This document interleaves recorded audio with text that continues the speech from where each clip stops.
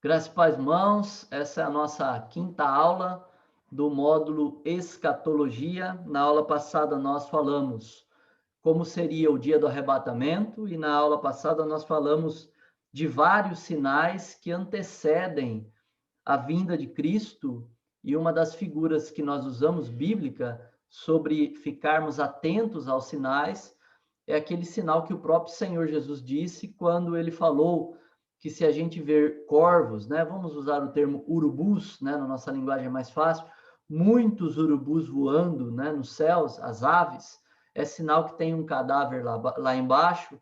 Então, quando a gente ver a multiplicidade dos sinais, e nós vivemos um momento assim já há alguns anos, ou décadas, em que os sinais se multiplicaram, nós então sabemos que o Senhor está às portas, ele está vindo, né?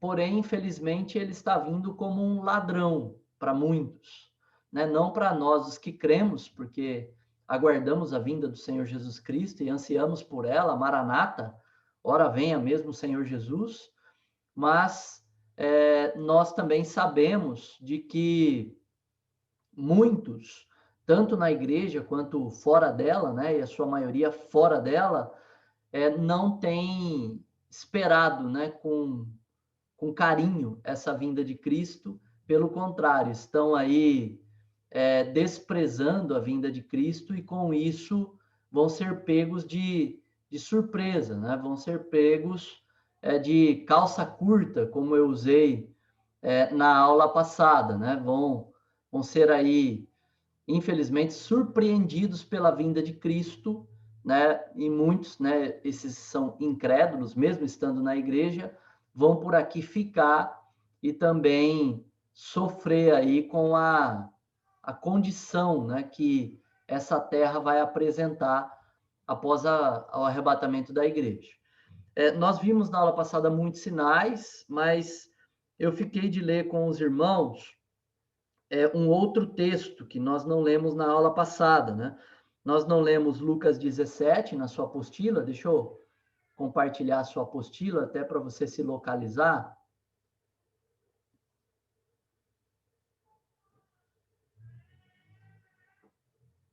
Nós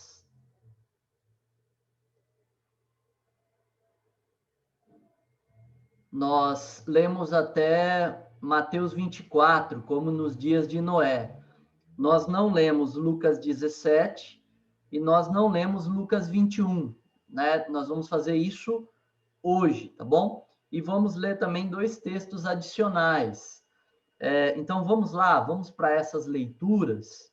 Eu acho que todos os irmãos entraram aí já, o irmão Werles acabou de entrar. Deus abençoe, irmão. Eu vou mutar o microfone dos irmãos agora. E vamos para a leitura bíblica aqui. Nós vamos ler o texto agora de Lucas 17. Lucas 17, eu vou abrir aqui para você, tá?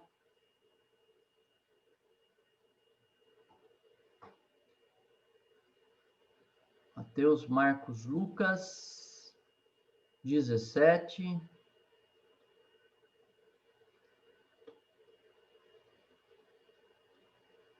Lucas 17, 28 ao 30. Semelhante também como aconteceu nos dias de Ló, eles comiam, bebiam, compravam, vendiam, plantavam e edificavam, mas no mesmo dia em que Ló saiu de Sodoma, choveu fogo e enxofre do céu e destruiu a todos. Assim será no dia em que o Filho do Homem for revelado. Queridos, esse trecho, ele tem dupla interpretação. É muito comum em escatologia nós termos textos com duplas interpretações. Por isso até o problema das diversas linhas escatológicas aí, né? Usando os termos teológicos agora, né? Os aliancistas sendo amilenistas e acreditando em uma única vinda de Cristo em glória, ou seja, Jesus vai voltar, ele não vai voltar para arrebatar a igreja nos ares, nos céus, ele já volta para arrebatar a igreja nos ares, mas todo olho verá e já vem o juízo final.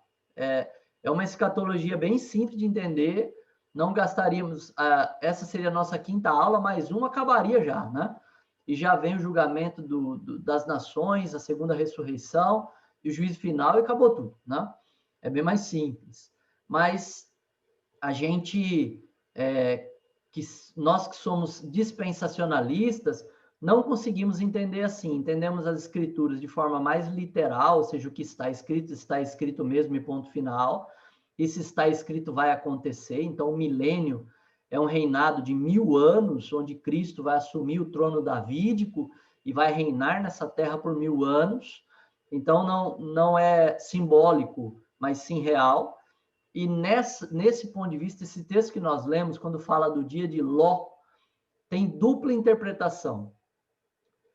Uns vão entender que Jesus está falando da vinda para o Armagedon, mas outros estão falando de que Jesus vai vir para o arrebatamento como surpresa.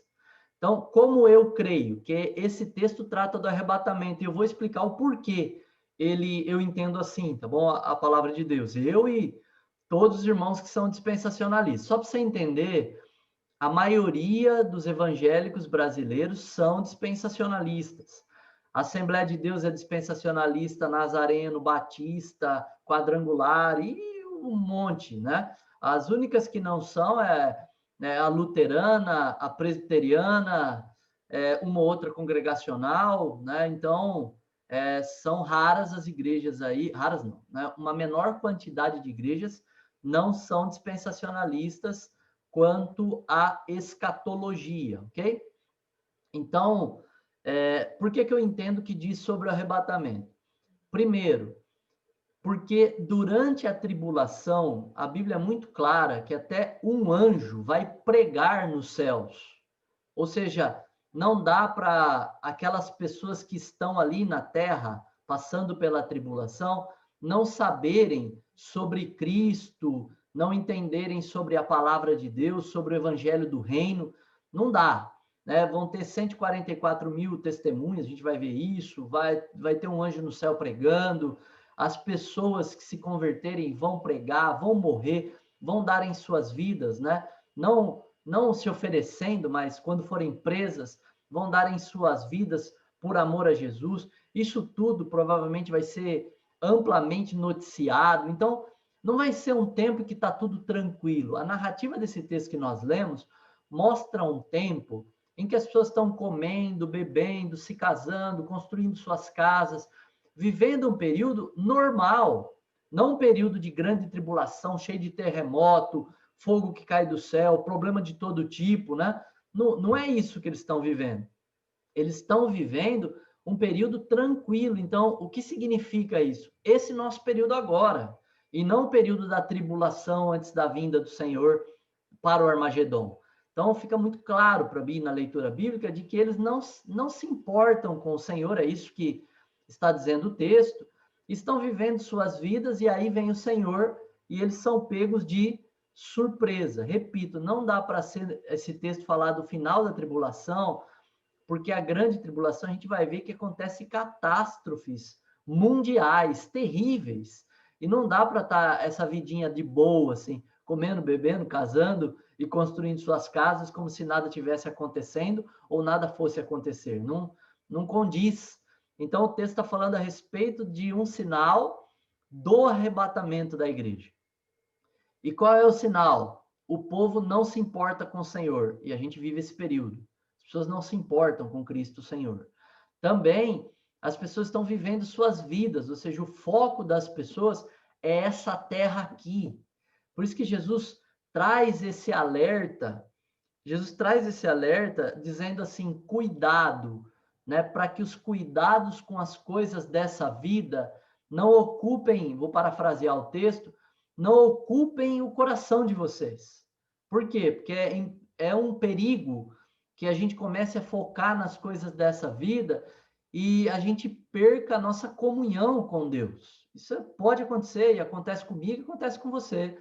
Só que se isso for uma coisa perpétua, e é o que tem acontecido na igreja evangélica brasileira, né, e mundial, na verdade, A própria igreja tem ensinado os crentes a viverem, né, os crentes ali, né, os falsos crentes ali, a viverem. Obrigado. Ó, minha esposa veio trazer água, tá certo que eu que esqueci lá embaixo, mas ela veio trazer para mim. Os próprios membros da igreja, vamos dizer assim, né? Eles são ensinados a viverem nos cuidados dessa vida, a focarem nas coisas dessa vida, a se dedicarem às coisas dessa vida. E Jesus traz esse alerta também. E no período aí desse texto que nós lemos de Lucas, né, que é esse período que nós vivemos antes do arrebatamento, as pessoas estão cuidando das coisas dessa vida. E é interessante Jesus citar num texto que a gente leu na aula passada, semelhante aos dias de Noé, e a gente sabe, ao examinar os dias de Noé, que eram dias de grande corrupção, essa é a palavra usada lá. É lógico que não é uma corrupção política ali, como alguns interpretam, né? É uma corrupção do caráter humano, né? Que também leva à corrupção política dos nossos dias, é claro. É um mau caráter que rouba, né, o dinheiro do povo. Mas é uma corrupção de caráter, que nós já vivemos e falamos disso na aula passada. E os dias de Ló, o que havia nos dias de Ló, além de uma corrupção de caráter? Uma corrupção moral e sexual terrível. Né? Lembre-se que quando os anjos foram lá, a mando de Deus, em Sodoma, para tirar Ló e sua família de lá, os habitantes ali, os homens que habitavam em Sodoma, alguns deles queriam estuprar aqueles anjos, abusar sexualmente daqueles anjos.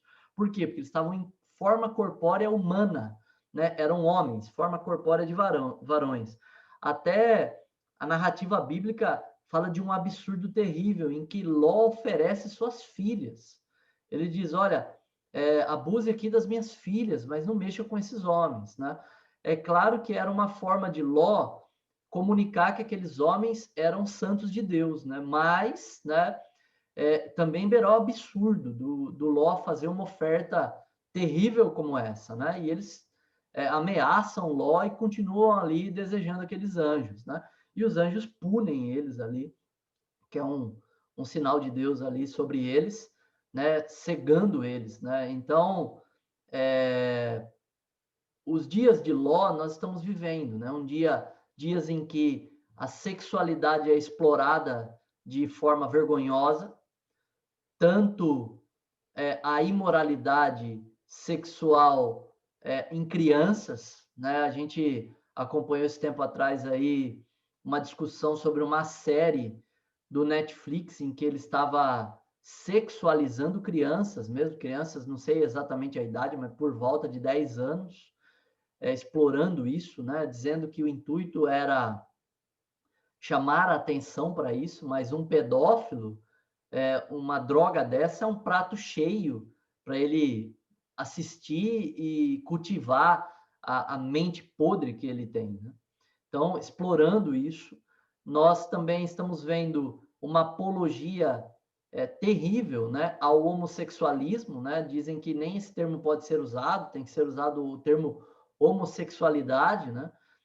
Uma apologia todas as séries, né? Eu estava assistindo séries da Marvel esses dias, né, dos heróis, eu gosto ainda, né? Tô velho já, mas gosto.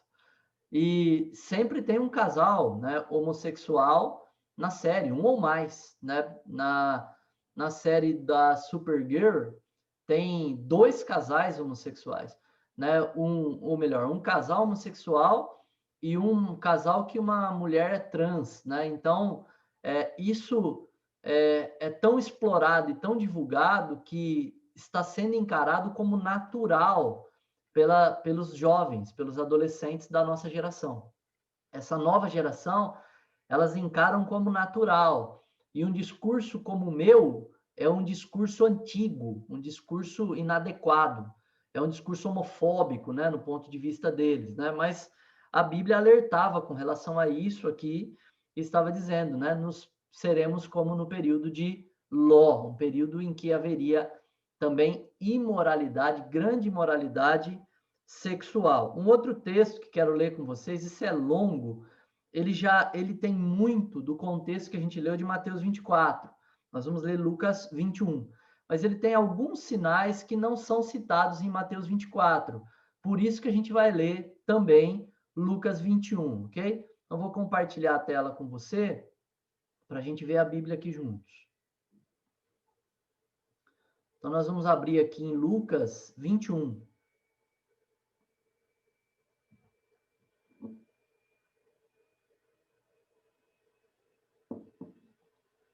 Nós vamos ler do versículo 5 ao 36. É uma leitura bem longa, vocês sabem que eu não sou um bom leitor aí, então acompanhem comigo com bastante atenção. E quando alguns falaram sobre o templo, que estava adornado de formosas pedras e dádivas, ele disse: quanto a estas coisas que vedes, dias virão em que não deixará uma pedra sobre a outra que não seja derrubada.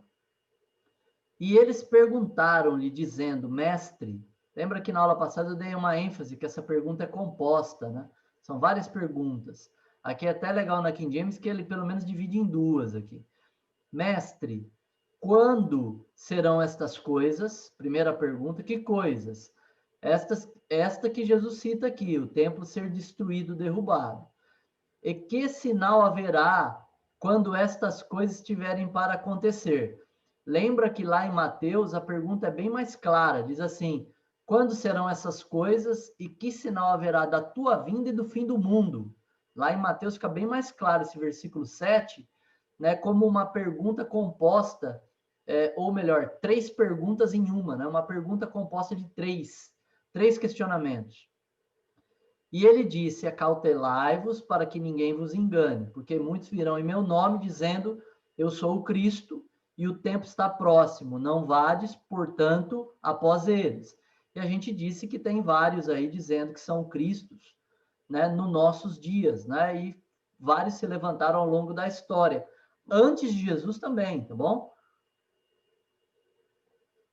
Antes de Jesus já tiveram pessoas que disseram que era Cristo. Você vai acompanhar isso na leitura de Atos dos Apóstolos e vai conseguir identificar que tiveram pessoas que tiveram muitos seguidores em Israel dizendo ser Cristo, mas morreram e ponto final, né? Mas quando ouvirdes de guerras e tumultos, não vos apavoreis, porque é necessário que primeiro aconteçam essas coisas, mas o fim não será logo. Então lhes disse: nação se levantará contra nação e reino contra reino. Tudo isso a gente viu na aula passada, né? Já tivemos as grandes guerras, nação contra nação o tempo todo. Agora a gente está tendo um conflito de ameaças entre China e Estados Unidos, né? Tá um caldeirão aí. Reino contra reino, eu interpreto que são coisas internas de cada país, como aqui no Brasil, por exemplo, PCC contra o Estado, a milícia contra o Estado, né? Então, essa confusão toda. E haverá em vários lugares grandes terremotos e fomes e pestilências, isso também a gente viu na aula passada, né? Haverá fenômenos atemorizantes e grandes sinais haverá no céu. Mas aqui, queridos, esses fenômenos aterrorizantes e grandes sinais haverá no céu é um problema bem sério, porque o pessoal virou, mexeu, começa a falar daquela lua de sangue, né? Dizendo que é um sinal dos últimos dias, mas se a gente vai examinar a história, a gente vai ver que tiveram luas avermelhadas ao longo da história, em muitas vezes, né? Eu gosto de interpretar esses sinais e fenômenos aqui como mudanças climáticas, né? Eu acho que é uma interpretação mais tranquila, né? E a gente não vai muito para essas teorias de conspiração, não vai nada para essas teorias de conspiração, e ficamos com a escritura e conseguimos comprovar isso, né? Nos nossos dias, a gente vê as mudanças climáticas bem evidentes, né? Eu gosto de usar um exemplo que na chácara do meu pai ele plantou uma manga que chamava-se, né? Manga de fevereiro. Ela era a última mangueira a produzir, né? Ou melhor, a manga ficar madura, né? Só no mês de fevereiro. As outras mangas, novembro, dezembro, né? janeiro, né, já estão aí todas maduras. Só que com o calor, né, a mudança climática aí, em dezembro já estão todas maduras. Então, é uma manga de fevereiro que se come em dezembro, né? Mudou completamente. Nesse mês de fevereiro não, né? Setembro que passou, nós tivemos o mês mais quente da história, né? Pelo menos dos registros históricos. Nesses últimos 30 dias, vamos falar assim, nós tivemos uma semana de frio e outra semana de extremo calor, né? Então, ou não sei se foi completa, mas dias de extremo calor seguidos de dias de extremo frio aí, ou de frio, né? Para nós aqui no Brasil, né? Um frio sério para nós. Para a Europa não, mas aqui um friozão. Então, eu gosto de interpretar dessa forma, que é um pouquinho mais saudável e a gente não sofre tanto aí com essas conspirações que o pessoal levanta. Versículo 12. Mas antes de todas essas coisas, ou seja, que coisas?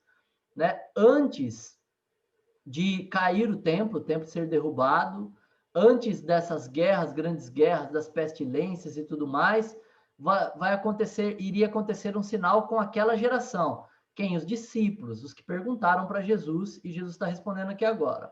E ele diz assim, ó, eles lançarão mão de vós e vos perseguirão. Quando isso acontece?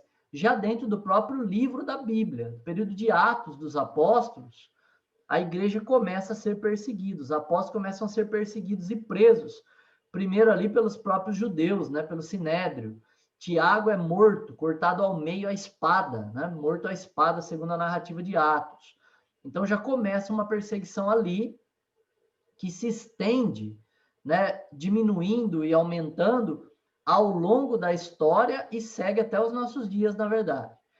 Entregando-vos às sinagogas e às prisões, e conduzindo-vos diante de reis e governadores. Quando isso acontece? Conduzindo-vos diante de reis e governadores? Com o apóstolo Paulo. O apóstolo Paulo, né? É claro que aconteceram com outros irmãos ao longo da história, mas o apóstolo Paulo, dentro do livro de Atos, você também já vai indicar, já vai entender isso. Ele é levado a Roma, ele fala ali com Antifas, com Herodes, né? Ele é conduzido a Roma, né? De uma forma que ele vai falando com todos, ao ponto que ele fala que estava indo a caminho de falar com César, né? Então, Paulo fala com reis e governadores. Você vai encontrar isso no livro de Atos. Por causa do meu nome. Isso é bem importante, viu? Tem gente crente aí, né? Que se diz crente e às vezes é preso, às vezes é acusado de crimes, né? E diz que é perseguição por ele ser cristão. Não. Perseguição aqui, que a Bíblia diz, a sadia, né? Aquela que glorifica o nome do Senhor, é ser perseguido por causa de um caráter cristão, por causa de amar a Jesus e ser fiel à sua palavra, e não ser preso por uma acusação de crime que cometeu, né? Então, não é isso, não. E isso vos acontecerá por testemunho. Decidi, pois, em vosso coração a não premeditar como a vez de responder. Aqui também o pessoal, né, tem um pessoal de uma seita que diz que a gente não precisa estudar a palavra de Deus, porque o Senhor sempre vai dar sabedoria e pôr na nossa boca o que tem que falar, porque é o que diz o 15. Porque eu vos darei boca e sabedoria, que todos os seus adversários não poderão resistir nem contradizer. Né? Aqui o pessoal interpreta isso dessa seita, mas não é isso que está dizendo. O texto está dizendo, Jesus está dizendo que quando eles forem presos e levados diante de reis e governadores, nessas ocasiões, eles não precisam ficar premeditando o que eles têm que responder. Nem daria tempo, né? Jesus está dizendo que nesse momento eles seriam capacitados, né? Daria boca e sabedoria para que eles enfrentassem essas pessoas, né? E ao ponto que pregariam a palavra com autoridade sem que eles conseguissem contradizer.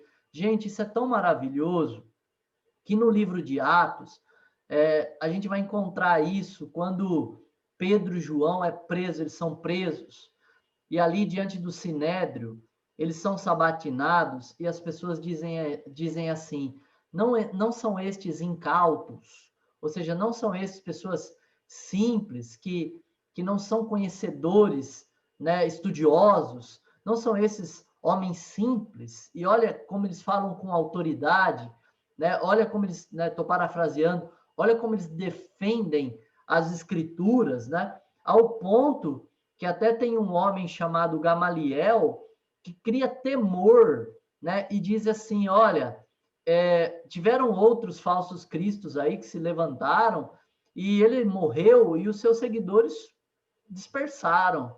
Mas quanto a estes, né? Ou seja, Cristo já havia morrido nessa ocasião, né? Atos dos Apóstolos, estão aqui diante de nós, né? Ou seja, dizendo assim, eles perseveram, né? E aí ele coloca um medo no Sinédrio, ele diz assim, ó, se for por Deus, né, a gente está lutando contra Deus, vamos parafrasear assim o texto, né?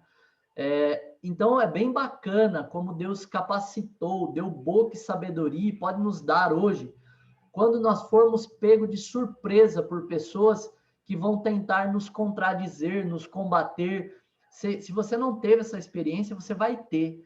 Deus vai te dar capacidade pelo Espírito Santo, você vai se lembrar de trechos bíblicos, de textos bíblicos, de referências, você vai sentir arder a palavra de Deus dentro de você, você vai falar com autoridade, você vai ser revestido disso, se já não teve essa experiência.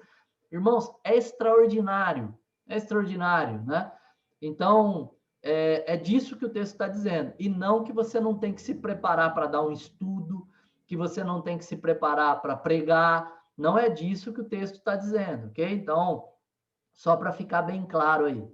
Então, vamos voltar lá no texto. Diz assim, e vós sereis traídos pelos pais, irmãos e parentes e amigos, e eles matarão alguns de vós.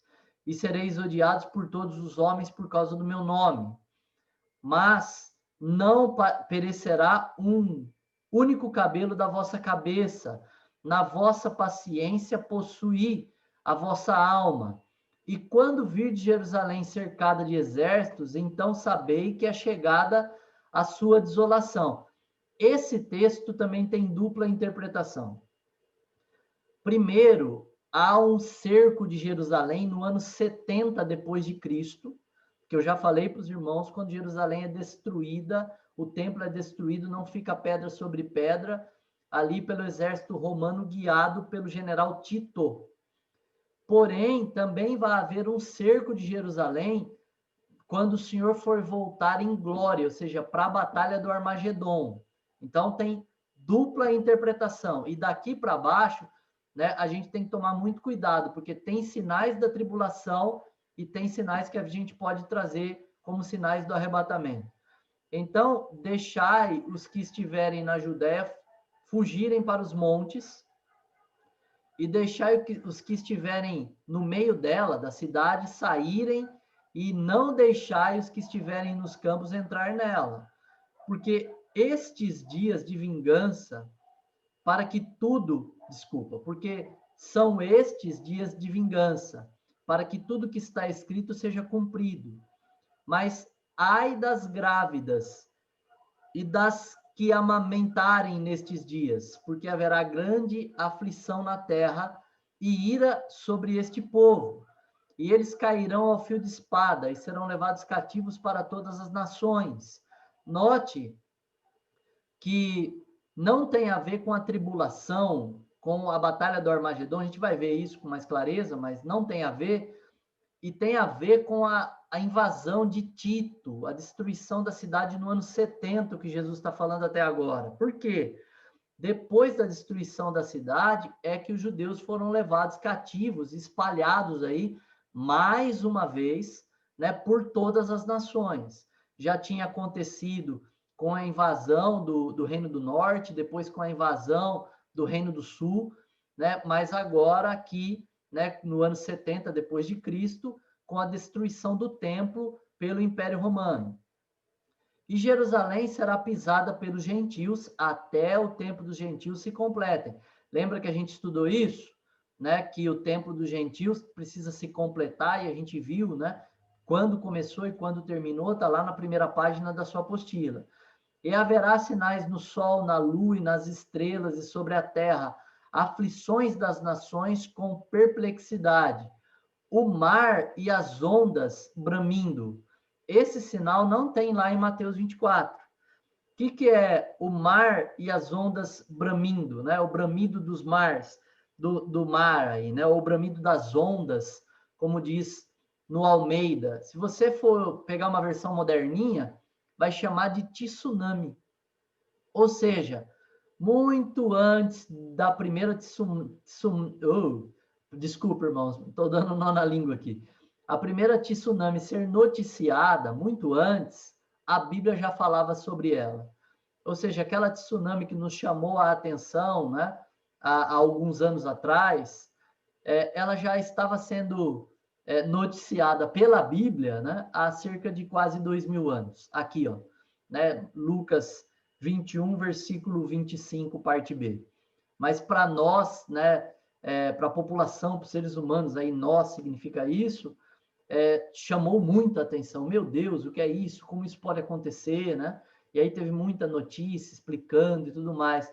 Mas para quem conhecia a Bíblia, eu lembro de um pastor, amigo meu e eu, né, que a gente estava batendo um papo, e quando aconteceu, era um misto, né, de tristeza pelas mortes, e coisa terrível foi aquilo, mas também de alegria em ver mais um sinal se cumprindo da palavra de Deus, ou seja, a palavra de Deus se cumprindo cabalmente em cada detalhe e alertando a terra toda de que o Senhor está às portas, né? O coração dos homens desfalecerá por meio da expectativa daquilo que sobrevirá à terra, porque os poderes do céu serão abalados. E eles então verão o Filho do Homem vindo em uma nuvem, com poder e grande glória. Note que aqui o Senhor Jesus já começa a falar a respeito da sua segunda vinda, que é a vinda em glória, no mesmo texto. Isso é comum em escatologia. Quando a gente lê Daniel, Daniel fala de forma escatológica, mas antes ele fala de coisas que estavam acontecendo ali naquela geração, que iria acontecer, reinos que iriam acontecer em seguida, e depois ele dá um pulo, vai lá para o reino do anticristo, né? Daniel faz isso, né, no seu livro. Então também Jesus está respondendo as 3 perguntas aqui. Quando que vão acontecer essas coisas, ou seja, quando que o templo vai ser destruído, que sinais haverão da sua vinda, o arrebatamento, e que sinais, e quando acontecerá o fim do mundo. Nessas 3 perguntas estão sendo respondidas por Jesus aqui. Versículo 28. E quando estas coisas começarem a acontecer, olhai para cima, levantai a vossa cabeça, porque a vossa redenção está próxima. Ou seja, quando virá o arrebatamento? Quando estas coisas começarem a acontecer. Ou seja, quando tiver aí uma multiplicidade dos sinais, ó, começarem a acontecer. Não quando todas essas coisas se concluírem. E ele falou-lhes uma parábola: olhai para a figueira e para todas as árvores. Quando elas já começarem a brotar, e as vedes, e por vós mesmos sabeis que o verão está próximo. Nossa leitura vai até aqui. Então, lembre-se que quando lá em Mateus, Jesus responde essas 3 perguntas, quando acontecerão essas coisas acerca da destruição do templo, e Jesus também acrescenta falando das perseguições que haveriam sobre os discípulos, seriam mortos, e em Lucas fala que seriam levados diante de reis, né, e autoridades. Depois ele responde também quais sinais haveriam da sua vinda, e diz, lá em Mateus ele deixa bem claro, acautelai-vos, tomem cuidado, que estes sinais ainda não serão o fim, isso é o princípio das dores. E em Lucas ele diz, quando tudo isso começar a acontecer, perto está a sua redenção, ou seja, o seu resgate, o arrebatamento. E em Mateus ele conclui esse trecho dizendo sobre o urubu, né, que a gente chamou de urubu, né, as aves aí de rapina, comedoras de carniça. Então, os urubus e o cadáver. E aqui ele conclui acerca da figueira, aqui na King James acrescenta outras árvores, mas no Almeida não. A figueira, e ele usa a figueira como um sinal. Primeiro, ele usa como sinal normal, né, de uma árvore, ou seja, a figueira perderia suas folhas no inverno e teria de novo, brotaria suas folhas no verão. E ele usa isso como sinal, ele diz assim, quando você notar que as árvores, né, a figueira está cheia de flores, de folhas, desculpa, é um sinal de que é verão. Assim como vocês notarem muitos sinais, ou seja, muitas folhas, muitas aves no céu, é um sinal de que a redenção de vocês está próxima. Eu estou voltando, ok? Então, primeiro entendimento que você tem que ter dessa parábola bem curtinha de 2 versículos é esse. Jesus está dizendo que quando os sinais se multiplicarem, tiverem muitos se cumprindo e frequentes, é um sinal de que ele está voltando. A gente leu os sinais e vimos que eles já aconteceram, se multiplicam nos nossos dias, são frequentes. Então, Jesus pode voltar agora, agorinha. Porém, também a figueira tipifica, é um símbolo de Israel. E aí tem alguns intérpretes que dizem assim, ó, quando a figueira começar a se formar novamente, começar a ter folhas, a de novo se formar, então é um sinal de que Jesus está voltando. Quando isso aconteceu? Israel foi espalhado a todas as nações, ele teve dificuldade de voltar à sua terra e voltar a ser constituído como nação. Ele foi espalhado no ano 70 depois de Cristo, a gente já falou, e ele teve dificuldade a se constituir como nação. Foi perseguido ao longo da história várias vezes também. Por exemplo, né, a gente teve aí o nazismo, que perseguiu os judeus de forma severa em todas as nações em que o exército, os aliados, né, do exército alemão invadiam e tomavam, eles eram perseguidos e mortos, né, levados para lugares, né, centros de concentração, sofrendo campos de concentração, sofrendo abusos terríveis, mortos em câmaras de gás, coisas terríveis que o nazismo fez.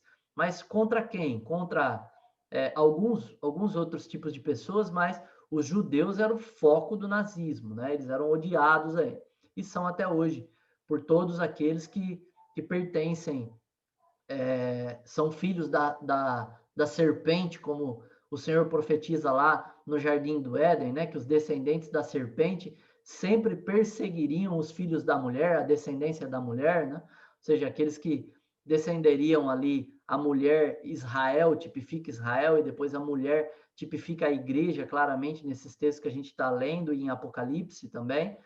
Então, mas a mulher tipifica muito claramente Israel, né? Os descendentes de fé de Israel e os descendentes da serpente, né? Os filhos do maligno aí, sempre perseguindo, né, o povo de Deus e a nós os que cremos. Então, só para a gente poder entender, Israel volta a ser nação no ano de 1948. Há uma votação na ONU e um brasileiro ainda teve o privilégio, né, de votar, né, chamado João Aranha, né, ou Oswaldo Aranha, né, o sobrenome eu tenho certeza é Aranha, né, mas eu acho que é Oswaldo Aranha. Não sei se tem João, porque já li textos dizendo que é João, mas Oswaldo Aranha, eu tenho Aranha certeza e Oswaldo 78% de certeza que constava no nome dele também. E ele também votou a favor de que Israel deveria, né, ser dono do seu território, ou seja, de novo foi constituído como nação Israel em 1948. Alguns intérpretes entendem que a figueira Israel começou a soltar seus abrolhos, suas folhas. Então, também é um sinal, eu também creio, entendo assim, é um sinal de que Jesus está às portas. Por quê? Porque Israel, ela se forma como uma figueira novamente, porque ela foi cortada como uma figueira, Jesus fala isso, né? Como uma figueira infrutífera, ela foi cortada, então ela brota novamente, se constitui como uma nação, solta suas folhas, mas ainda não tem produzido frutos. Quando ela vai produzir frutos? Quando o apóstolo Paulo fala que Israel, né, o povo judeu, ele vai alcançar a sua plenitude, e aí ele vai ser uma bênção para as nações.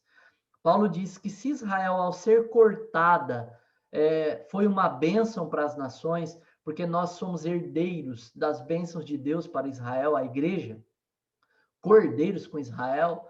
Então, Paulo diz, se ao ser cortada ela foi uma bênção, quem dirá quando ela alcançar a sua plenitude? Quando que Israel vai alcançar a sua plenitude? Até o Gran Conato cita alguns desses textos e fala um pouquinho sobre isso naquele vídeo. Quando ela vai alcançar a sua plenitude? Ela vai alcançar a sua plenitude no final da tribulação, dali em diante. Quando ela vai, o remanescente de Israel vai clamar ao Senhor pedindo socorro daquele cerco do anticristo para destruir Israel. Quando ela clamar socorro dali em diante, que o Senhor vem e atende, então Israel começa a alcançar a sua plenitude.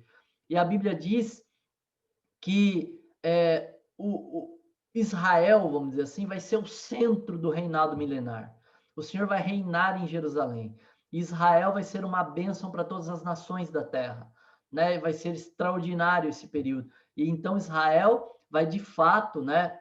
Israel como nação aí, o remanescente, que a Bíblia diz que será salvo, esse remanescente vai ser uma bênção para todos os povos da terra, e durante o milênio Israel vai alcançar toda a sua plenitude.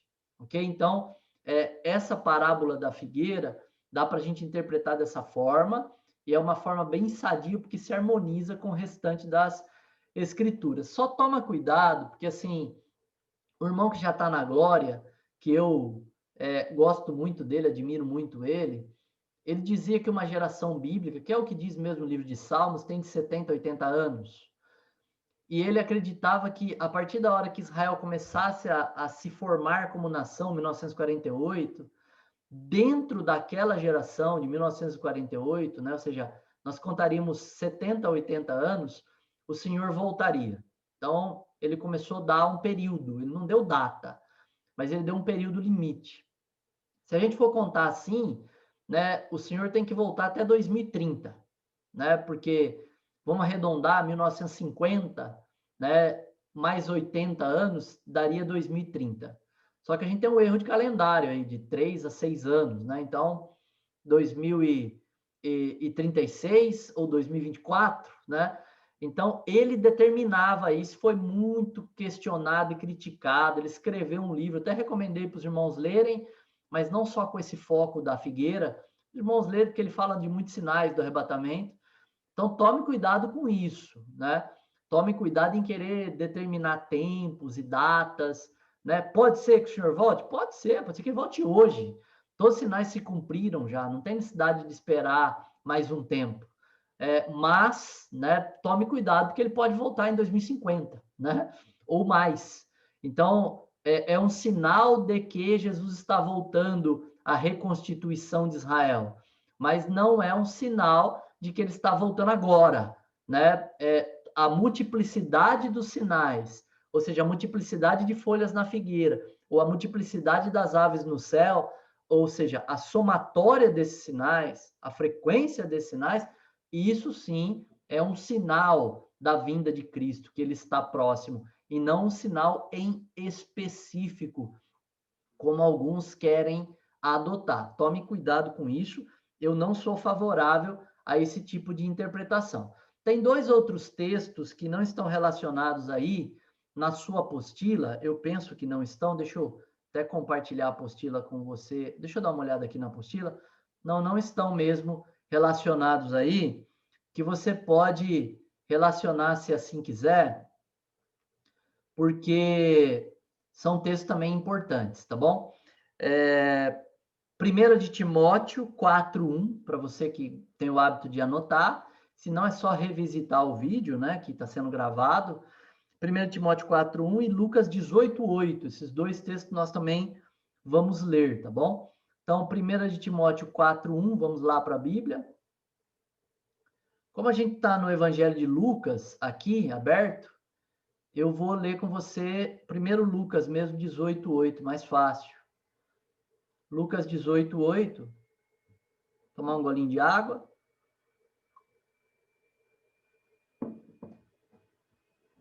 Lucas 18:8 diz assim: eu vos digo que ele os vingará rapidamente. Quando, porém, vier o Filho do Homem, porventura achará fé na terra?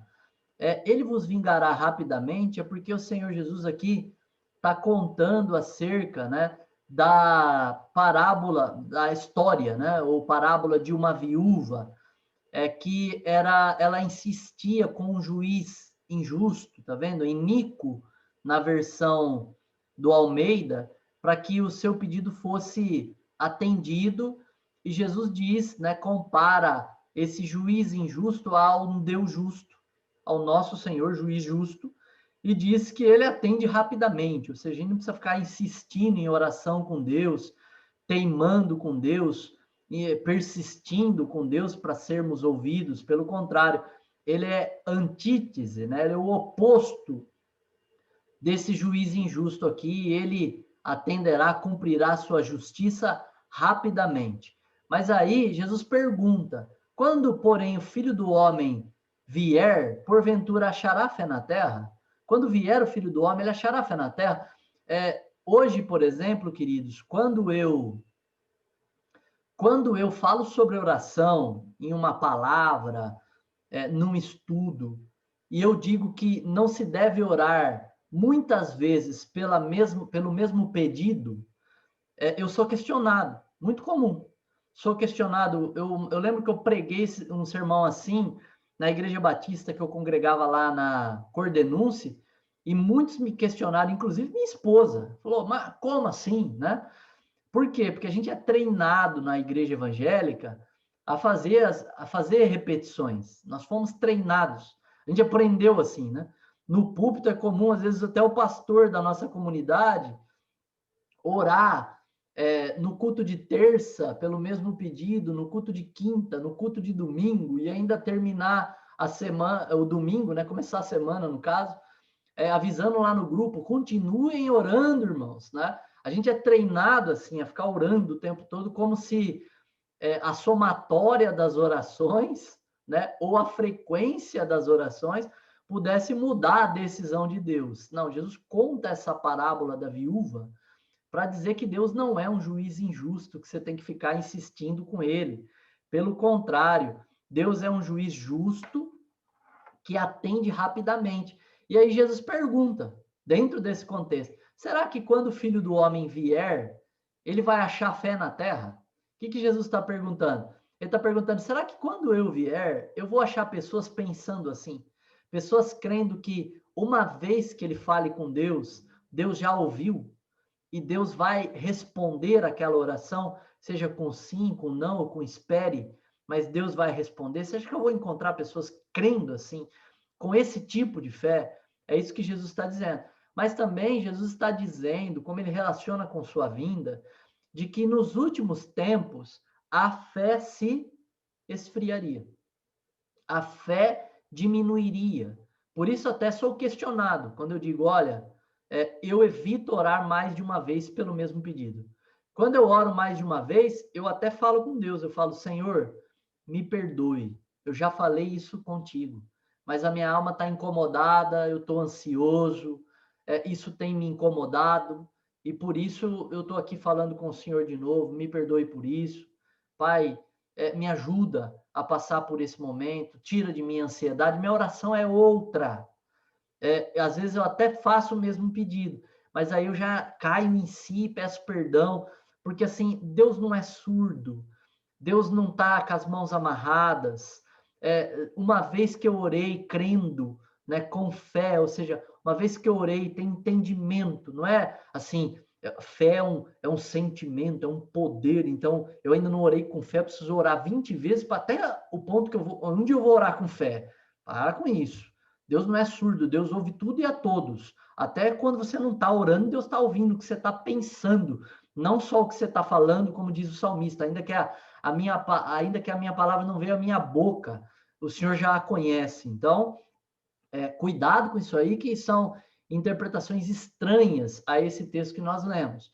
A interpretação correta desse texto é: Deus atende rapidamente, cumpre sua justiça rapidamente, que é o termo aí se vinga, né, na King James, cumpre sua vingança rapidamente.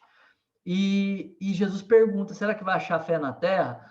Mas, infelizmente, nós fomos treinados a sermos idólatras na oração, né? Assim como os pagãos, nós temos orado como igreja evangélica, repetindo orações rezadas, ou seja, decoradas, né? As pessoas perguntam como devem orar, pessoas vendem orações fortes e poderosas, né? Como intitulam na internet, a oração do Arcanjo Miguel, como esses dias atrás. Quando eu digo esses dias atrás, quer dizer algum tempo na história, né? Os irmãos sabem disso. Como eu vi, né? Então, tomem cuidado com tudo isso. Mas uma evidência, mais uma evidência da vinda de Cristo. A fé diminuiria. Onde? No meio dos crentes. A fé diminuiria. Por quê? Porque os tempos do fim, ou seja, aquilo que antecede a vinda de Jesus, o arrebatamento, e depois começa os eventos do fim do mundo aí, né, os eventos escatológicos, haveria grande apostasia. Quer ver? Ó? Vamos pegar 1 Timóteo 4 agora, compartilhar a tela aqui com os irmãos, na Bíblia novamente. 1 Timóteo 4:1. Vamos lá.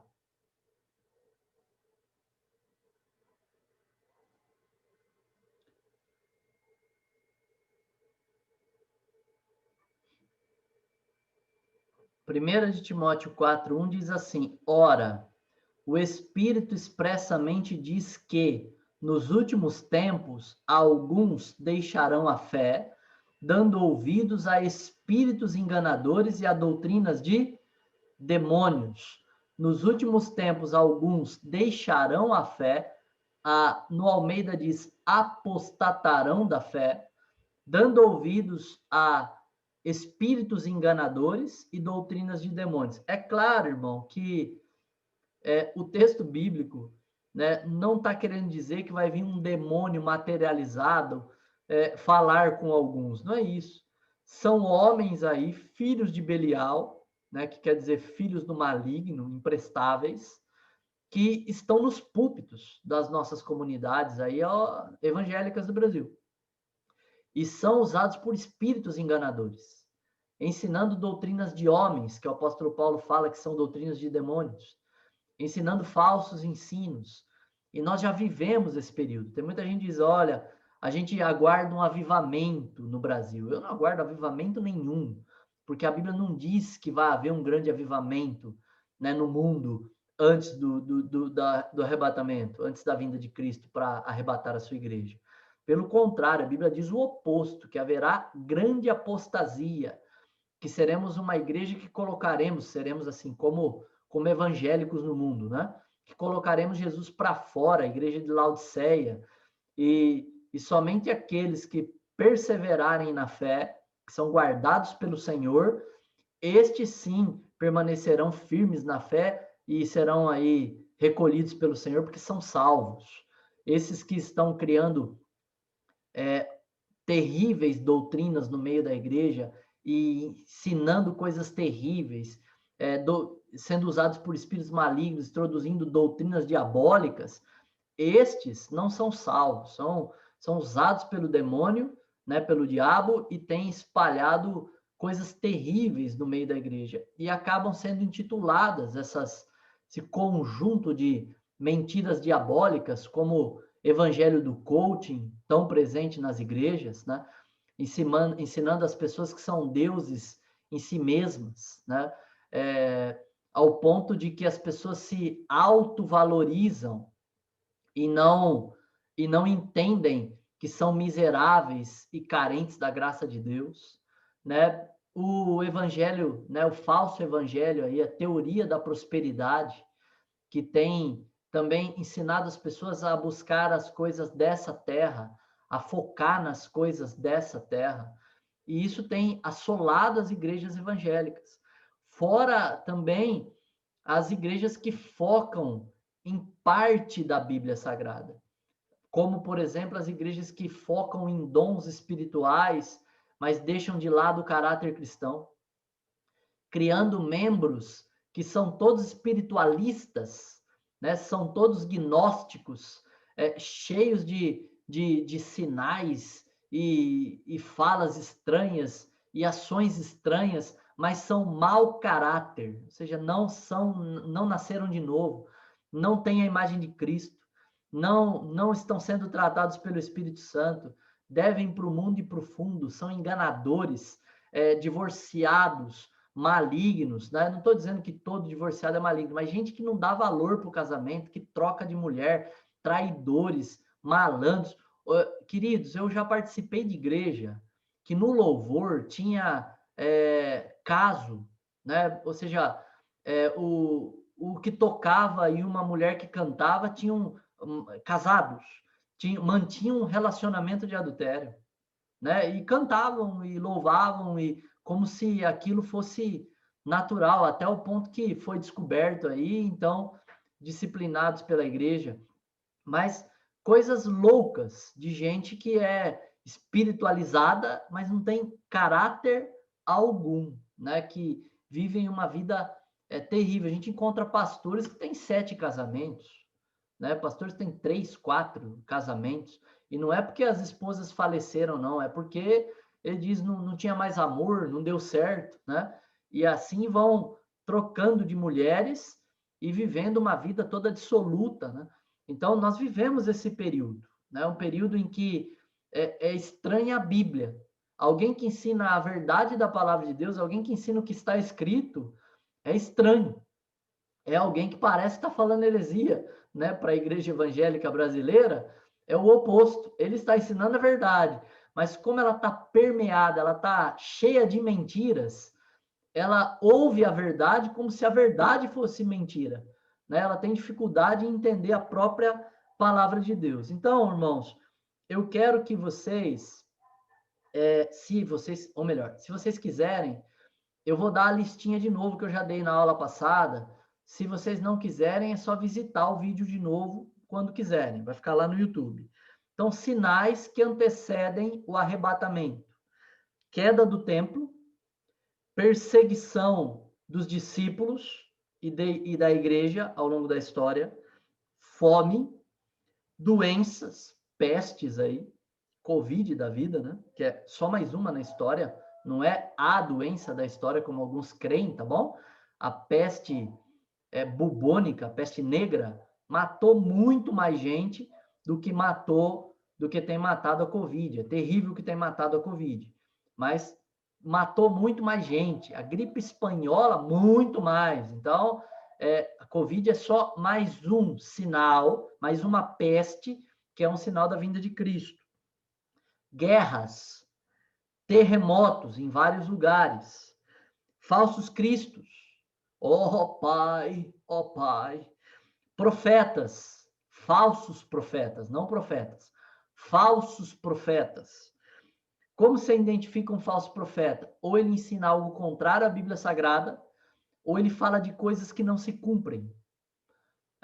Mas se ele falar de uma só coisa que não se cumpriu, suficiente. A Bíblia diz que Deus não falou por meio dele, no Velho Testamento, deixa bem claro que um profeta do Velho Testamento que falasse algo que não se cumprisse, Deus não falou por meio dele, e Deus dizia assim: não tenhais temor dele, não é mais para ser respeitado, acabou, não é mais alguém. Como que as igrejas deveriam agir? Se alguém, por exemplo, ocupando o púlpito, no meio de uma mensagem, ele entregasse uma mensagem que ele dizendo ser de Deus, divina, acerca do futuro, isso não acontecesse chegando a data, ele deveria ser destituído da liderança e nunca mais poderia pregar ou ter crédito na comunidade. É isso que a Bíblia diz. É assim que nós deveríamos agir.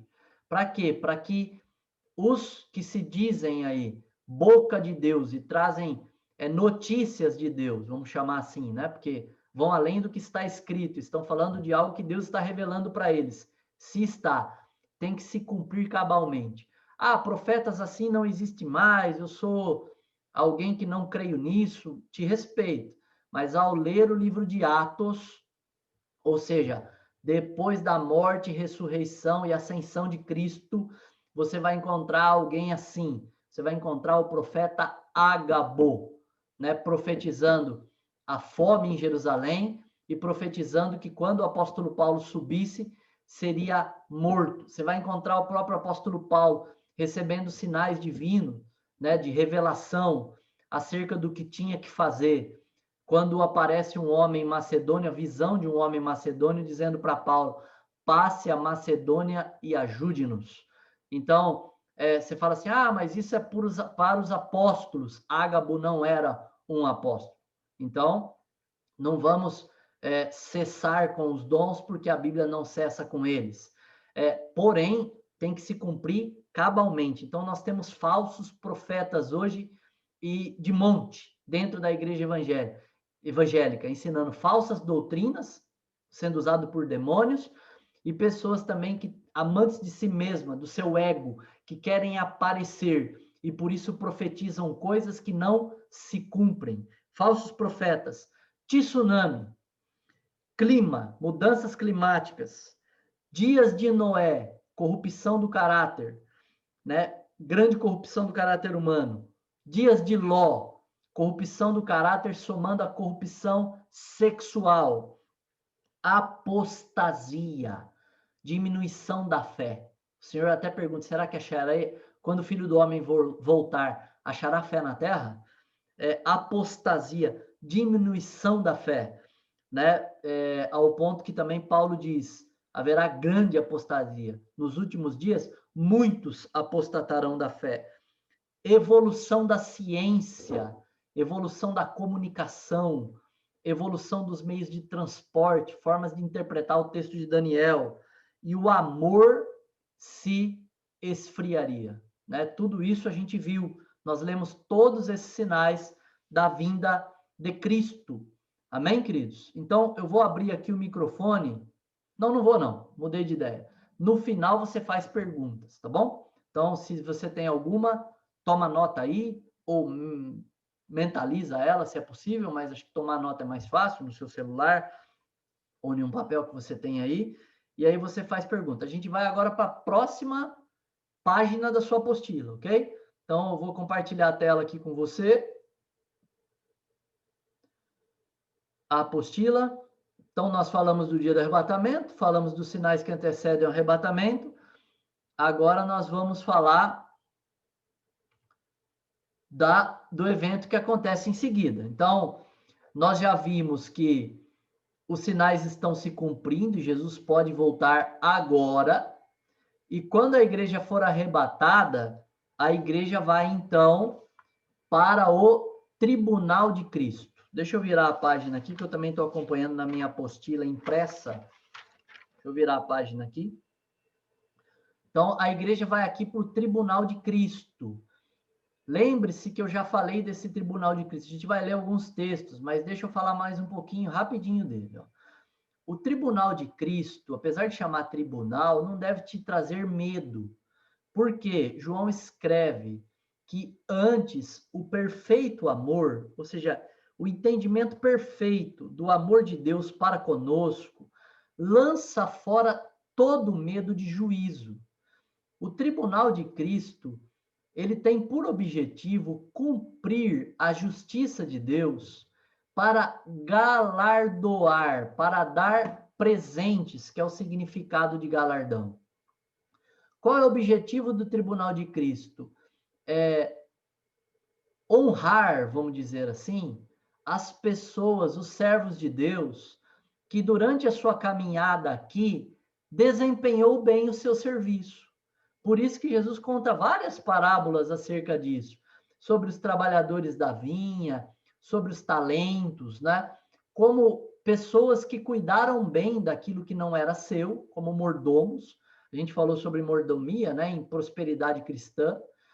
Então, como mordomos, cuidaram daquilo que não era seu, mas cuidaram com carinho das coisas do Senhor, se dedicaram, trabalharam. E nesse dia, no tribunal de Cristo, ou seja, nós como igreja seremos arrebatados, e em seguida passaremos por esse tribunal de Cristo, esse julgamento. Julgamento do quê? De obras. Obras boas, obras de fé, que fizemos no Senhor e para o Senhor, e para a glória dele, e obras que também fizemos para nós, para chamar a atenção das pessoas para nós. obras que fizemos na carne, obras que a Bíblia intitula como obras mortas, obras inúteis, obras que nesse dia serão desvendadas também e queimadas. Mas aqui não se trata de pecado. Deus perdoou todos os nossos pecados na cruz de Cristo. Todos, sem exceção nenhuma. Deus prometeu em Malaquias lançar, em Miqueias, corrijo, lançar os pecados, os nossos pecados, no mar do esquecimento. Ele não vai tocar mais no assunto. Deus nos fez com o sangue do Senhor mais alvos do que a neve, nos lavou completamente, nos purificou completamente pelo sangue do Senhor, pelo sacrifício de Cristo. Então não há pecado a ser julgado. Por isso que Romanos 8:1, Paulo diz: nenhuma condenação há para os que estão em Cristo Jesus. Nesse dia não se fala de pecado. Tem muita gente que interpreta muito errado o tribunal de Cristo e fala: todos os seus pecados vão ser passados numa televisão, né? E aí o Senhor vai falar com você de cada um deles, né? Então Jesus morreu em vão, né? É inútil a morte de Cristo, seria inútil. De jeito nenhum, os nossos pecados foram perdoados, esquecidos, como uma figura de linguagem. Deus não bateu a cabeça e nem teve Alzheimer, né? Deus está dizendo: não vou tocar no assunto pecado com vocês. Não há condenação para os que estão em Cristo Jesus, para os salvos, ok? Para os nascidos de novo. E nesse dia nós seremos julgados pelas nossas obras. Por quê? A salvação não é por obras, ela é pela graça por meio da fé, somente. Mas Deus precisa ser justo. E aquele que trabalha para o Senhor, se dedica no seu trabalho, nesse dia vai ser recompensado. E aquele crente que é preguiçoso, nesse dia, vai receber menos galardões, menos presentes. É para cumprir a justiça de Deus, porque Deus é gracioso, né? E dá a nós o que nós não merecemos. E o que é isso?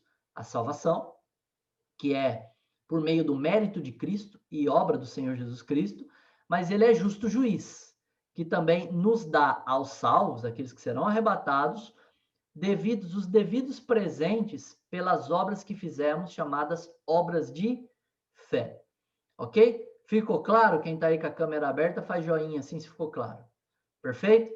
Então agora nós vamos ler os textos bíblicos que dão base para nós crermos dessa forma, ok? Então vamos lá para a palavra de Deus, vamos ler textos bíblicos e vários. Então, o primeiro texto aí relacionado na sua Bíblia está em Coríntios, 1 de Coríntios. 1 de Coríntios 5:10.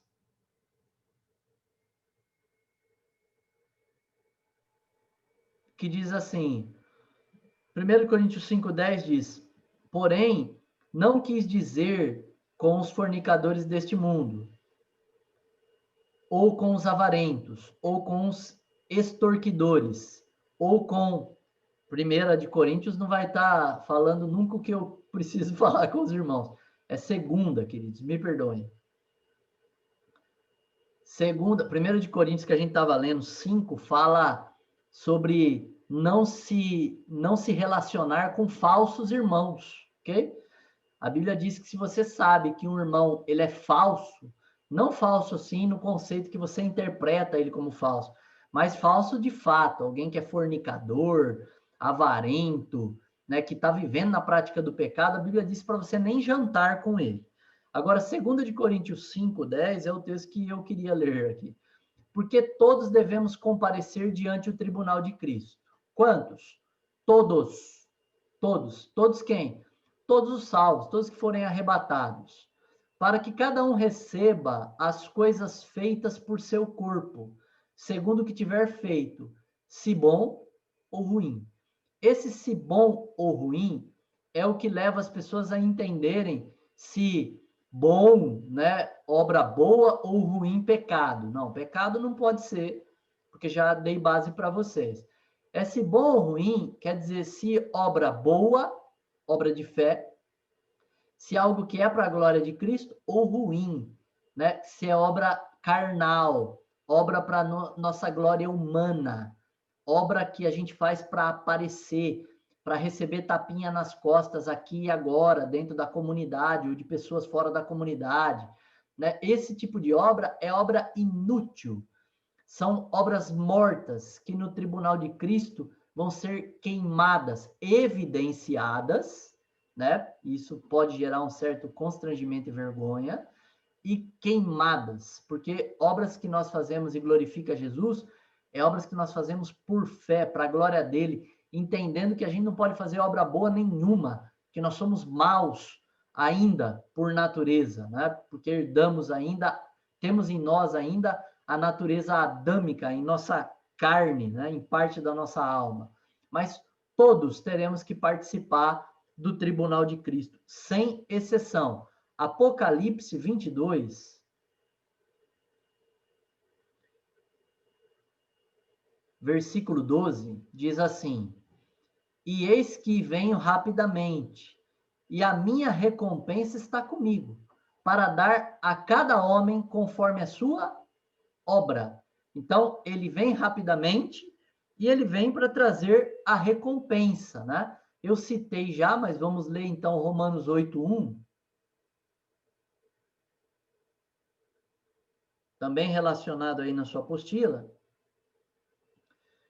que diz claramente, ó, portanto, agora quando? Agora, no presente. Sobre a vida de quem? Sobre a vida dos crentes. Nenhuma condenação há para os que estão em Cristo Jesus. E quando eu digo crente, é aqueles que estão em Cristo Jesus. Não os que se dizem crentes, mas os salvos. Que não andam segundo a carne, mas segundo o Espírito. É uma evidência. Tá certo que esse que não anda segundo a carne, mas segundo o Espírito, não consta em algumas traduções. No Almeida, por exemplo, não consta. Mas ele diz, mas é importante. Não tem problema. Se não consta no 1, vai trabalhar nos versículos de baixo. O 5 fala sobre isso, ó. Porque os que são segundo a carne têm a mente nas coisas da carne, e os que são segundo o Espírito, para as coisas do Espírito. Então, tranquilo, não ter esse trechinho aqui em algumas versões. Mas é uma evidência do nascido de novo, do salvo. Por isso que eu até falei com a irmã Adriana lá na nossa conversa, lá no debate do grupo, né? Eu disse com clareza, os que são salvos, eles não vivem em pecado. João deixa isso claro. Eles não são guiados na maior parte do tempo pela carne.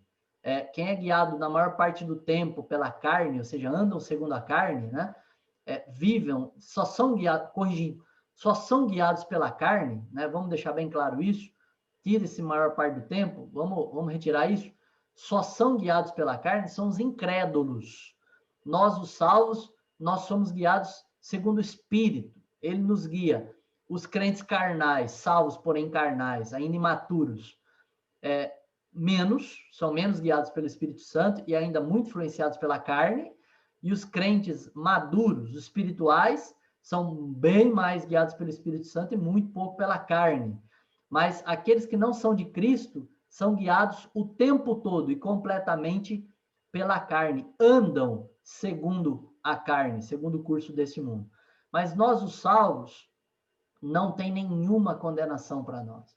Não há nenhuma condenação para os que estão em Cristo Jesus. Paulo deixa isso muito claro. Colossenses, vamos lá agora para Colossenses, capítulo 3, Gálatas, Efésios, Filipenses, Colossenses 3, 23 e 24. Diz assim: E tudo quanto fizerdes, fazei-o de todo o coração, como ao Senhor, e não a homens, aos homens. É claro que não tem como servir ao Senhor sem servir os homens. Tem gente que diz assim, eu só trabalho para o Senhor, né? Para com essa conversa tola aí. Se você trabalha para o Senhor, então você tem que servir aos homens. Não tem como. É servindo aos homens que você serve ao Senhor. Mas quando você faz aos homens, você tem que fazer aos homens, mas como se estivesse fazendo ao Senhor, como ao Senhor. Qual é a diferença? Quando eu faço para homens, e somente para homens, eu também espero o reconhecimento dos próprios homens. Eu espero que a igreja me ame, me dê parabéns, me encontre depois da pregação e diga, irmão, palavra maravilhosa, Oh, como Deus te usou, eu espero essas coisas são as minhas recompensas. E aí, as coisas que faço são obras mortas. Jesus compara isso aos fariseus que oravam em praça pública para chamar atenção. E Jesus diz: já receberam o seu galardão. Ou seja, na própria terra, eles já recebem o reconhecimento dos próprios homens. Então a gente tem que tomar cuidado com isso, a gente tem que fazer de todo o coração e ao Senhor. E o que? Tudo. Tudo quanto fizerdes. Tudo. Seja trabalhando, estudando, cuidando da sua esposa, do seu marido, cuidando dos seus filhos, dos afazeres do lar, ou também na igreja. Ou e também na igreja. Tudo quanto fizerdes, fazer de todo o coração como ao Senhor. Não precisa ficar pregando em praça pública para receber galardão da parte de Deus. Jesus deixou bem claro que um copo de água fria a um servo de Deus, dado a um pequenino dele, né, alguém que ele tem cuidado, você já receberá um galardão. 24, né?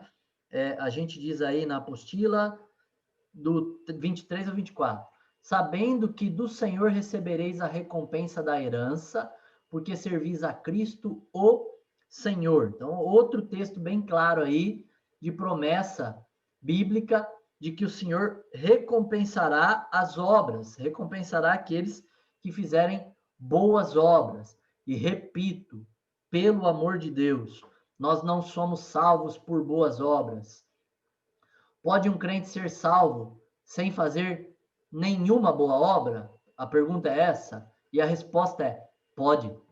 E onde tem um crente salvo que não fez nenhuma boa obra? Porque as obras que são recompensadas pelo Senhor são obras de fé, ou seja, obras feitas depois da salvação.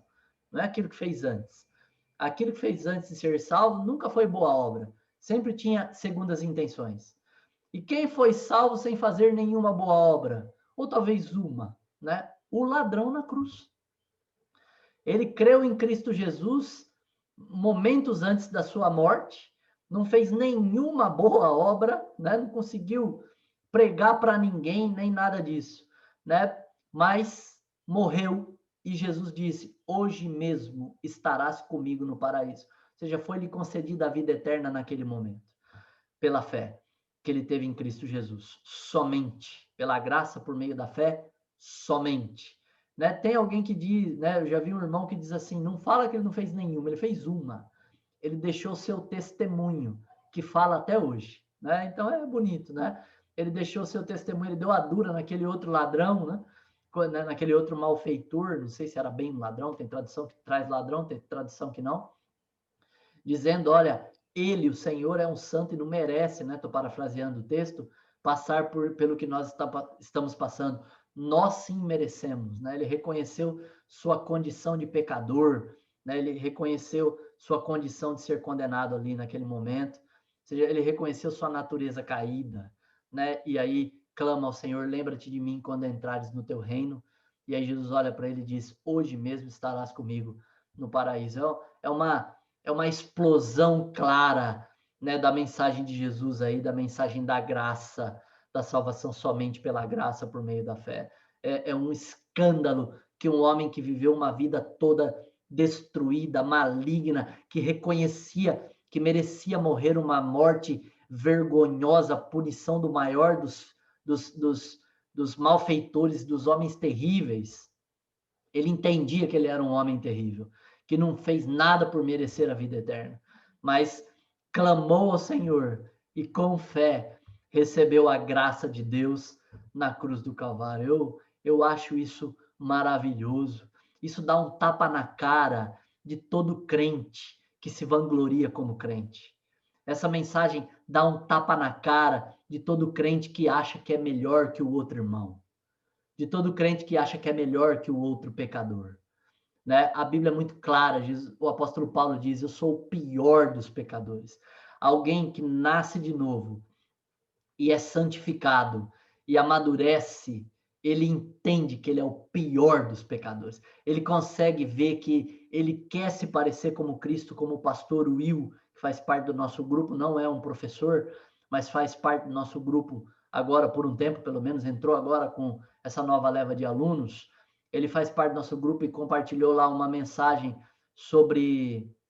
Quem é que está lá na mensagem? Paul Washer, que ele diz: eu choro por não me parecer com Cristo, né? Um homem que vai amadurecendo na fé, na caminhada com Jesus, chora por reconhecer a sua condição, né? Então, ninguém fica com condição de vanglória se entende quem ele é de fato. Então, a mensagem de Jesus salvando o malfeitor da cruz é um tapa na cara de todo crente que acha que anda direito, que é firme na fé, que é um tapa na cara, né? Eu gosto de uma música do Resgate sobre isso, né?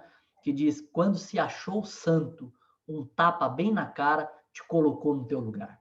Então, saibam disso, que a salvação é somente pela graça por meio da fé, e que as obras que você faz por fé são pelo poder do Espírito Santo. Até os presentes de Jesus no dia do tribunal de Cristo, pelas obras de fé que você fez, também vai te constranger. Porque lá você vai entender com clareza de que não é justo que ele te dê esse presente. Você vai entender isso, vai falar: Senhor, eu não faria isso por mim mesmo. Eu fiz isso e eu fiz essas obras porque o Senhor, pelo teu Espírito, me capacitou a fazer.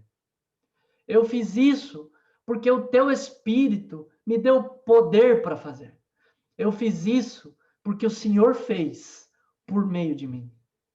Mas ele vai olhar para você, como na parábola dos talentos, e como gracioso e amoroso que ele é, e vai dizer: servo fiel, você foi fiel no pouco, e sobre o muito te colocarei. Você foi, isso tudo que você fez, esse entendimento que você tem, você já entendeu que isso tudo que você fez e a sua fidelidade foi no pouquinho. Irmãos, me perdoem, mas me emocionei. Não tem intenção nenhuma de te manipular, me emociono mesmo, com a graça de Deus. E ele vai ficar notório para nós, agora, com semelhantes a ele, nesse dia, glorificados no tribunal de Cristo, de que tudo que fizemos é pouquinho. Tudo que fizemos, nós fomos fiéis no pouco. No pouco. E nesse dia a gente vai entender com clareza o texto, que se a gente fez alguma coisa e obedeceu e o serviu, que a gente tem que se considerar um servo inútil. É assim que a Bíblia diz. Considere-se, pois, um servo inútil, né? Ou seja, entenda com clareza de que tudo que você faz hoje para a glória de Deus não vem de você. Você por si só é inútil. Vem dele. É obra do Espírito dele. É do poder dele. Por causa dele. Por meio dele. E para ele são todas as coisas. E aí, quando você entende isso e cai em si, você consegue entender de que é ele que te mantém de pé até o dia do arrebatamento. E é ele, por seu infinito amor inexplicável que a gente não consegue entender, que decidiu te dar presentes pelas obras que ele fez com que você fizesse, que ele te capacitou a fazer, que ele te estimulou a fazer. Ah, mas eu posso resistir e não fazer as boas obras. É verdade. Ser mal, eu e você podemos. E ele permite isso. E para que a justiça dele se cumpra no dia do tribunal de Cristo, aqueles que resistiram à sua voz e foram preguiçosos e não trabalharam com muita dedicação, que eu acredito que todo crente trabalha, quando ele está na feira e anuncia o Senhor, ou no grupo da família e anuncia a palavra de Deus, ele está trabalhando. Mas os preguiçosos que trabalharam menos serão menos recompensados. Mas os que trabalharam bastante, os que atenderam ao chamado de Deus com dedicação, serão mais recompensados. Mas ambos entenderão com clareza que tudo é pela graça, pelo poder de Deus e pela obra do Espírito Santo, e que por natureza nós somos servos inúteis, ok? Isso tem que ficar muito claro na tua cuquinha. Vamos para a leitura bíblica aqui. Glória a Deus. Lendo algumas referências. Vou te dar permissão para fazer perguntas no final, como eu já disse, tá bom? Vou parar uns minutinhos antes. Só vou ler mais algumas referências aí. Queridos, a gente tem 10... vamos ler mais algumas referências, dá tempo. Então, nós lemos 1 de Coríntios, né? 15, agora a gente vai ler Mateus 10, 42. Mateus 10, 42. Que é o texto que citei. E todo o que der de beber, ainda que seja um copo de água fria, a um destes pequeninos, apenas em nome de um discípulo,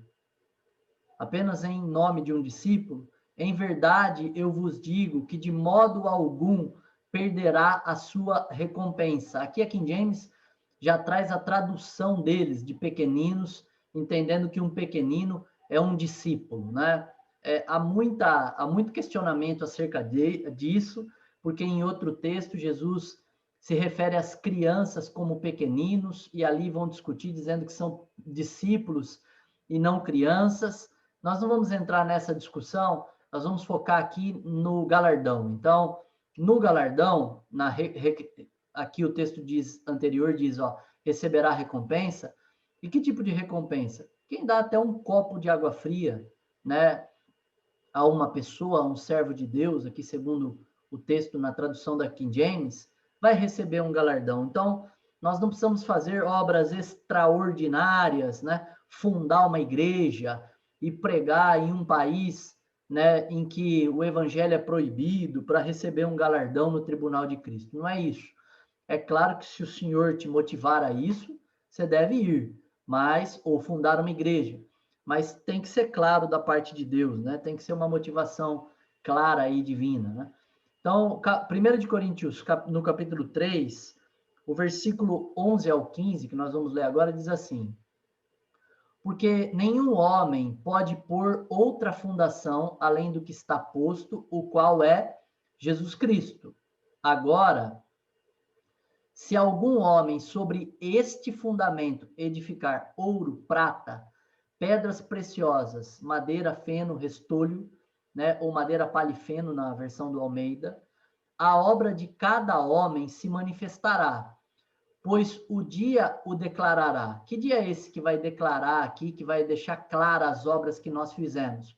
No dia do tribunal de Cristo. Porque esta será revelada pelo fogo, e o fogo provará o tipo da obra de cada homem. Se a obra que o homem edificou permanecer, ele receberá uma recompensa.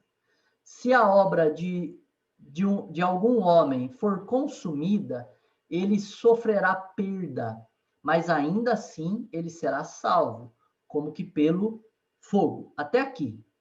Então, nessa narrativa, o apóstolo Paulo, ele diz o seguinte, ele diz assim: se alguém edificando sobre Cristo, e ele diz, não dá para edificar, não dá para produzir boas obras sobre outro fundamento, só tem um que está posto e ele é o Senhor. Então, qual é a maneira correta de fazer boas obras? Sobre o fundamento de Cristo. O que é o fundamento de Cristo? O apóstolo Paulo, em outro texto, também o autor aos Hebreus, né, o autor aos Hebreus deixar bem claro que esse fundamento é a doutrina dos apóstolos e dos profetas. Ou seja, o alicerce da igreja é Cristo, é a rocha, onde ele edificou a sua igreja, sobre esta rocha, sobre esta pedra, edificarei a minha igreja, Cristo. E esse alicerce que é formado em volta dessa pedra fundamental, de onde parte todo o alicerce. Lembra que eu expliquei o que é pedra fundamental já durante o curso de teologia? Esse alicerce é a doutrina dos apóstolos e dos profetas. Ou seja, qual a maneira correta de fazer boas obras? Alinhada com o ensino bíblico. Qualquer obra que não corresponde ao ensino bíblico não é boa obra. Isso é claro. Ah, mas eu fiz de todo o meu coração, e daí? Né? Obra inútil, obra morta, ainda que fez bem a alguém, é obra morta. É obra inútil, né? Por exemplo, vamos dar exemplos aqui para ficar bem claro. Dar dinheiro para um drogado no semáforo. Obra morta, inútil. Por quê? Porque em ponto nenhum da Escritura nos ensina a ajudar as pessoas a comprarem coisas que lhe fazem mal, que quase lhe matam. Não tem nenhum texto bíblico para dar fundamento para isso. Né? Ah, mas eu dei, senti no coração. E daí? Seu coração é enganoso. A gente tem que fazer obras sobre o fundamento da doutrina apostólica. O fundamento tem que se confirmar nas escrituras. Então, qual a primeira obra que Deus espera que você faça por uma pessoa?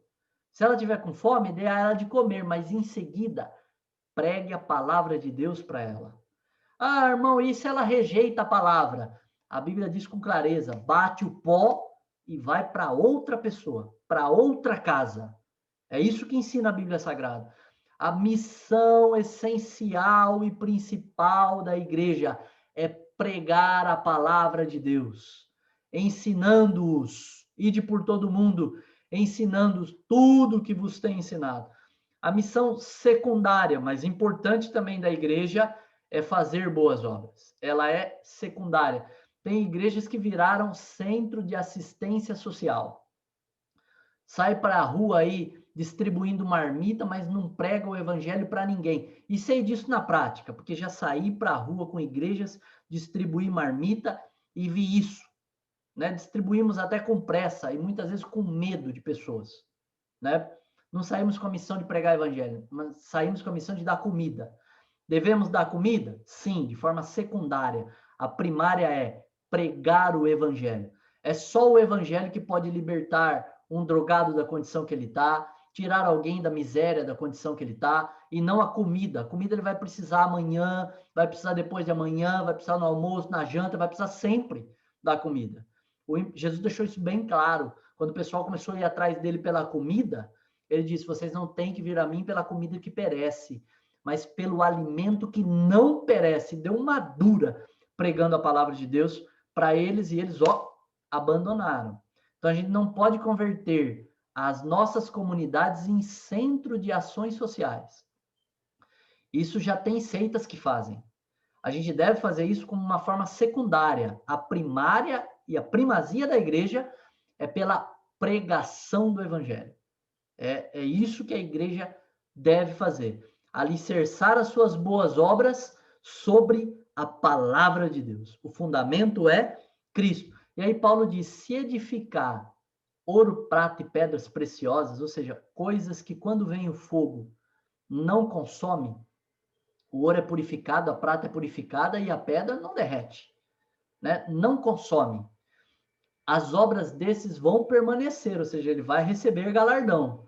Mas se ele edificou madeira, palha e feno, ou seja, se ele edificou coisas que quando o fogo vem, consome, ou seja, obras mortas, obras que ele fez para ele aparecer, ou obras que ele fez sem fundamentar na palavra de Deus, sem usar o alicerce que é Cristo, coisa que ele fez do coração, que ele sentiu, mas não fez, não se confirma na Escritura, é contrário à Escritura, nesse dia queima, ainda que seja que ele montou uma instituição maravilhosa, uma ONG maravilhosa, né? E não fez por causa do amor ao Senhor e fundamentado na doutrina bíblica, apostólica, fez à toa e nesse dia se consome. E ele não recebe galardão algum. Ok, queridos? Eu vou parar por aqui. Os irmãos podem abrir o microfone e vou dar uns minutinhos aí para os irmãos fazerem perguntas, tá bom? Podem fazer perguntas aí.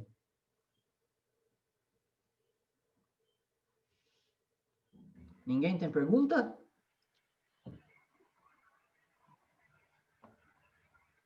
Então, vou encerrar, deixa eu encerrar a gravação, que até você está aí se organizando para fazer pergunta, eu acho.